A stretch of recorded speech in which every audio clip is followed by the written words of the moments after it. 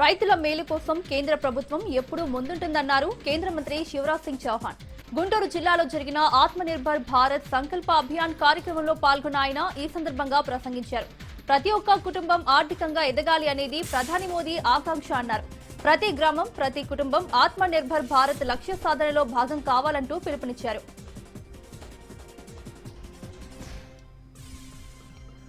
Medical కాలేజీల ప్రైవేటీకరణను వ్యతిరేకిస్తూ పల్నాడు జిల్లా చిలకలూరిపేటలో వైసీపీ భారీ నిరసన ర్యాలీ నిర్వహించింది.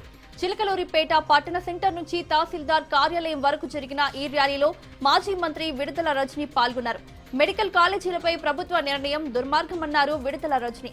సీఎం చంద్రబాబు నాయుడు తీసుకున్న ప్రజా వ్యతిరేక విధానాలను వైసీపీ తీవ్రంగా ఖండిస్తుందన్నారు విడతల రజని.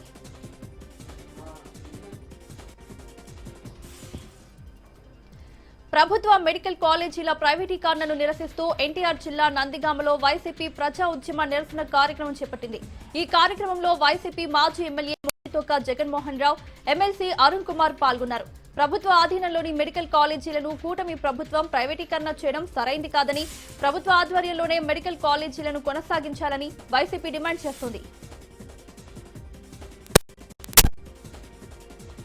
నెల్లూరు జిల్లా కేంద్రంలో మంత్రి నారాయణ పర్యటించారు. ఆర్ఎస్ఆర్ స్కూల్, మల్లెల సంజీవయ్య స్కూల్ ఆధునీకరణ పనులను పరిశీలించారు. ప్రమాణాలతో నిర్ణీత సమయానికి పనులు పూర్తి చేయాలని అధికారులకు ఆదేశాలు జారీ చేశారు మంత్రి. అనకాపల్లి జిల్లా పాయకరావుపేటలో డ్రగ్స్ నిర్మూలనపై ఫ్లాష్ మాబ్ నిర్వహించారు విద్యార్థులు. ఈ కార్యక్రమంలో హోంమంత్రి అనిత పాల్గొన్నారు. మాదక ద్రవ్యాలు వద్దు, జీవితమే ముద్దు అంటూ విద్యార్థులు చేసిన ఫ్లాష్ మాబ్ ఆకట్టుకుంది. డ్రగ్స్ నిర్మూలనపై చేపట్టిన సైకిల్ ర్యాలీలో కూడా హోంమంత్రి పాల్గొన్నారు. మొత్తం 25 రోజుల పాటు ఈ సైకిల్ ర్యాలీ నిర్వహిస్తున్నట్లు సైకిల్ ర్యాలీ బృందం తెలిపింది.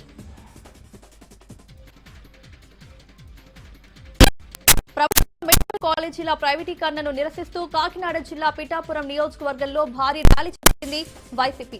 ఈ ర్యాలీలో నియోజకవర్గ ఇన్ఛార్జ్ వంగా గీత విశ్వనాథ్ పాల్గొన్నారు. కూటమి ప్రభుత్వం వచ్చిన తర్వాత పేదవాడు విద్యకు దూరమవుతున్నారని, వైద్య విద్య చదవాలన్న కళ కలగానే మిగిలిపోతుందన్నారు వంగా గీత.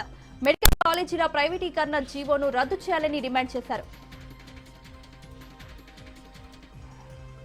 చిత్తూరు జిల్లా పలమనేరు మండలంలోని ముసలిమడుగు కుంకి ఏనుగుల శిక్షణ కేంద్రాన్ని ఇటీవల డిప్యూటీ సీఎం పవన్ సందర్శించారు. పర్యటన ముగించుకుని తిరిగి వెళ్తున్న సమయంలో ముసలిమడుగు వద్ద పవన్ కళ్యాణ్ కారు కిందపడి ఓ మహిళకు గాయాలయ్యాయి. ఈ ప్రమాదంలో హేమలత కారు ఫ్రాక్చర్ అయినట్లు డాక్టర్లు తెలిపారు. విషయం తెలుసుకున్న పవన్ ఆమె కోసం ప్రత్యేకంగా ఒక గిఫ్ట్ పంపారు. హేమలతకు అవసరమైన అన్ని వైద్య సేవలు అందించాలని అధికారులకు సూచించారు.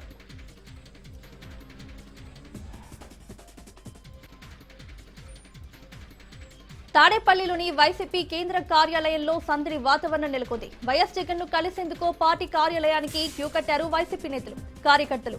పార్టీ కార్యకర్తలతో పాటు సాధారణ ప్రజలను కలిశారు వైఎస్ జగన్. పార్టీ నేతల విన్నపాలతో పాటు ప్రజల సమస్యలను అడిగి తెలుసుకున్నారు జగన్.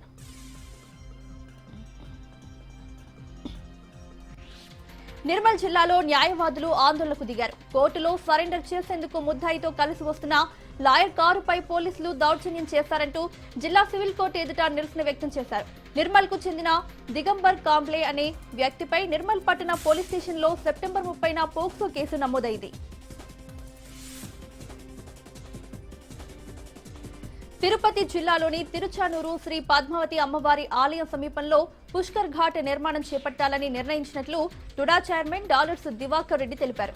చంద్రగిరి నుంచి శ్రీకాళహస్తి వరకు స్వర్ణముఖి నది ప్రవహిస్తోందని, స్వర్ణముఖి నదిని రక్షించడం కోసమే ఈ ప్రణాళిక అన్నారు. ప్రభుత్వంతో మాట్లాడి బాధితులకు నష్టపరిహారం ఇప్పిస్తామన్నారు. 50,000 రూపాయల లంచం తీసుకుంటూ ఓ అధికారి ఏసీబీకి పట్టుబడిన ఘటన సిద్దిపేట జిల్లాలో చోటు చేసుకుంది. డబుల్ బెడ్రూమ్ విషయంలో ఓ మహిళ వద్ద నుంచి ములుగు ఎస్ఐ విజయ్ కుమార్ డబ్బులు తీసుకుంటుండగా రెడ్ హ్యాండెడ్ గా పట్టుకున్నారు. బాధితులకు కేటాయించిన డబుల్ బెడ్రూమ్ ఇంటిని కబ్జా చేయడంతో ఎస్ఐని ఆశ్రయించగా 50,000 ఇవ్వాలని డిమాండ్ చేశారు. దీంతో బాధితులు ఏసీబీ అధికారులను ఆశ్రయించగా ఎస్ఐకి డబ్బులు ఇస్తుండగా రెడ్ హ్యాండెడ్ గా పట్టుకున్నారు. బాంబు పేలుడు నేపథ్యంలో భద్రతా బలగాలు అప్రమత్తమయ్యాయి. ఈ నేపథ్యంలోనే హైదరాబాద్ శంషాబాద్ ఎయిర్పోర్టులో మాక్ డ్రిల్ నిర్వహించారు పోలీసులు. కేంద్ర బలగాల ఆధ్వర్యంలో నిర్వహించిన ఈ మాక్ డ్రిల్లో ఎయిర్పోర్టు పరిసరాల్లో టెర్రరిస్ట్ అటాక్ జరిగితే ఎలా స్పందించాలని ప్రజలకు అవగాహన కల్పించారు. ఢిల్లీ పేలుడు నేపథ్యంలో విశాఖలోని ప్రముఖ పుణ్యక్షేత్రం సింహాచలం అప్పన్న స్వామి ఆలయంలో మాక్ డ్రిల్ విజయవంతంగా నిర్వహించారు. Octopus DSP Tirupatayya, inspector Shivaji ఆధ్వర్యంలో భద్రతా సిబ్బంది ఈ మాక్ డ్రిల్ నిర్వహించింది. ఆలయంలోకి ఉగ్రవాదులు ప్రవేశిస్తే ఎలాంటి చర్యలు తీసుకోవాలని, ఇతర అత్యవసర పరిస్థితుల సమయంలో పౌరులను ఎలా రక్షించాలనే దానిపై మాక్ డ్రిల్ చేశారు. నిర్మల్ జిల్లా పోలీస్ యంత్రాంగం ప్రత్యేక కార్యక్రమం చేపట్టింది. చిన్న చిన్న గొడవలతో విడిపోయిన భార్య భర్తలను కౌన్సిలింగ్ ఇచ్చి వారిని కలుపుతున్నారు. ఇప్పటి వరకు 110 జంటలను కలిపినట్లు పోలీసులు తెలిపారు. పంతాలకు పట్టింపులకు పోయి సంసారాన్ని నరకం చేసుకుంటున్నారని, భార్య భర్తలు ఇద్దరు కలిసి ఉంటేనే కుటుంబం బాగుంటుందని జిల్లా ఎస్పీ జానకి షర్మిల అన్నారు. నిజామాబాద్ జిల్లా నందిపేటలో రైస్ పుల్లింగ్ యంత్రం పేరుతో 38 లక్షలు దండుకున్న మోసగాళ్లను పోలీసులు అరెస్ట్ చేశారు. రైస్ పుల్లింగ్ తో కోట్లు గడించవచ్చని నమ్మబలికిన నిందితులు నందిపేటకు చెందిన సాయికృష్ణ వద్ద డబ్బులు వసూలు చేశారు. చివరికి మోసపోయానని గ్రహించిన బాధితులు పోలీసులను ఆశ్రయించడంతో ఈ విషయం వెలుగులోకి వచ్చింది. అల్లూరి జిల్లా పాడేరు జిల్లా కేంద్రం ఐటీడీఏ కార్యాలయం వెనుక ఉన్న పీఎంఆర్సీ కాలనీలో త్రాగునీటి కోసం తీవ్ర ఇబ్బందులు పడుతున్నారు కాలనీవాసులు. త్రాగునీటి సౌకర్యం లేక సమీపంలో ఉన్న బోరుబావుల వద్ద గంటల తరబడి వేచి ఉంటున్నారు స్థానికులు. కలెక్టర్ కార్యాలయంలో పనిచేస్తున్న సుందర్రావు అనే ఓ వ్యక్తి మధ్యమత్తులో ఇటీవల పైప్ లైన్ ను ధ్వంసం చేయడంతో త్రాగునీటి కష్టాలు మొదలయ్యాయని స్థానికులు చెబుతున్నారు. వర్షాలు బాగా కురవడంతో బోరుబావి నుండి నిరంతరాయంగా నీరు పొంగి పొర్లుతున్న సంఘటన కామారెడ్డి జిల్లా నాగిరెడ్డిపేట మండలంలో చోటు చేసుకుంది. మండలంలోని బంజారా తండాకు చెందిన దారావత అమ్రా నాయక్ అనే వ్యక్తికి చెందిన బోరుబావి నుంచి గత 2 నెలలుగా నిరంతరంగా నీరు పొంగి పొర్లుతోంది. ఈ దృశ్యం స్థానిక ప్రజలను ఆశ్చర్యానికి గురిచేస్తోంది.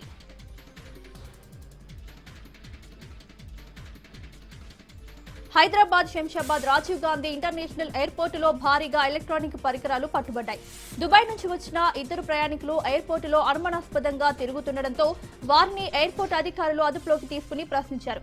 పొంతనలేని సమాధానం ఇవ్వడంతో వీరి లగేజ్ చెక్ చేయగా ఎలక్ట్రానిక్ వస్తువులు బయటపడ్డాయి. పట్టుబడిన వాటిలో యాపిల్ కంపెనీకి చెందిన సెల్ ఫోన్స్, వాచ్లు, ల్యాప్టాప్స్ సహా డ్రోన్లు ఉన్నాయి. వీటి విలువ 1 కోటి పైన ఉంటుందని అధికారులు భావిస్తున్నారు. ఘటనపై కేసు నమోదు చేసిన ఎయిర్పోర్టు పోలీసులు దర్యాప్తు చేపట్టారు. నిందితులు సూర్యప్రకాష్, మొయినుద్దీన్ గా గుర్తించారు అధికారులు. కృష్ణా జిల్లా ఉయ్యూరులోని విజయదుర్గ ఎలక్ట్రిక్ షాప్ లో చోరీ జరిగింది. గుర్తు తెలియని దుండగులు అర్ధరాత్రి సమయంలో చోరీకి పాల్పడ్డారు. 2 లక్షలు ఖరీదు చేసే కాపర్ కాయిల్స్ చోరీకి గురైనట్లు షాప్ యజమాని తెలిపాడు. ఘటనపై బాధితుడి ఫిర్యాదు మేరకు కేసు నమోదు చేసుకున్న పోలీసులు దర్యాప్తు చేస్తున్నారు. అల్లూరి సీతారామరాజు జిల్లా విఆర్పురం మండలం వెంకంపాలెం గ్రామంలో గుండెపోటుతో స్పృహ కోల్పోయిన ఓ గిరిజన మహిళను హెల్త్ అసిస్టెంట్ కాపాడిన ఘటన వెలుగులోకి వచ్చింది. 5 నెలల బాలింత అయిన కన్నమ్మ అనే మహిళకు హెల్త్ అసిస్టెంట్ రత్తయ్య సిపిఆర్ చేసి రక్షించారు. అనంతరం స్థానిక ఆసుపత్రికి తరలించి వైద్యం అందించడంతో కన్నమ్మ ప్రాణాలతో బయటపడింది. కామారెడ్డి జిల్లా క్యాసంపల్లి శివారులోని జాతీయ రహదారిపై రోడ్డు ప్రమాదం జరిగింది. పోలీస్ పెట్రోలింగ్ వాహనాన్ని ఓ గుర్తు తెలియని లారీ ఢీకొట్టింది. కానిస్టేబుల్ సదయ్య, హోంగార్డు స్వామిరెడ్డికి తీవ్ర గాయాలయ్యాయి. చికిత్స నిమిత్తం వారిని కామారెడ్డి ప్రభుత్వ హాస్పిటల్ కి తరలించారు. సదయ్య పరిస్థితి విషమంగా ఉండడంతో మెరుగైన చికిత్స నిమిత్తం హైదరాబాద్ కు తరలించారు. పార్వతీపురం మన్యం జిల్లాలో పెను ప్రమాదం తప్పింది. శ్రీ చైతన్య స్కూల్ సమీపంలో షార్ట్ సర్క్యూట్ కారణంగా కరెంటు తీగలు తగిలి లారీ టైర్లకు మంటలంటుకున్నాయి. ఆ సమయంలో అక్కడ ఎవరూ లేకపోవడంతో పెను ప్రమాదం తప్పినట్లయింది. ఇక ఘటనపై సమాచారం అందుకున్న అగ్నిమాపక సిబ్బంది అక్కడికి చేరుకుని మంటలను అదుపు చేశారు. పశ్చిమ గోదావరి జిల్లా పాలకొల్లులోని ప్రఖ్యాత పంచరామ క్షేత్రం రామలింగేశ్వర స్వామి ఆలయ ప్రాంగణాన్ని కాకినాడకు చెందిన పురావస్తు శాఖ అధికారులు పరిశీలించారు. కొద్ది కాలంగా కురుస్తున్న అధిక వర్షాల కారణంగా ప్రధాన ఆలయం చుట్టూ ఉన్న బేడా మండపం కొంతమేర శిథిలమైంది. దీంతో ఆలయాన్ని సందర్శించిన పురావస్తు శాఖ అధికారులు ప్రధాన ఆలయం దెబ్బతినకుండా పునరుద్ధరణ పనులు చేపట్టారు.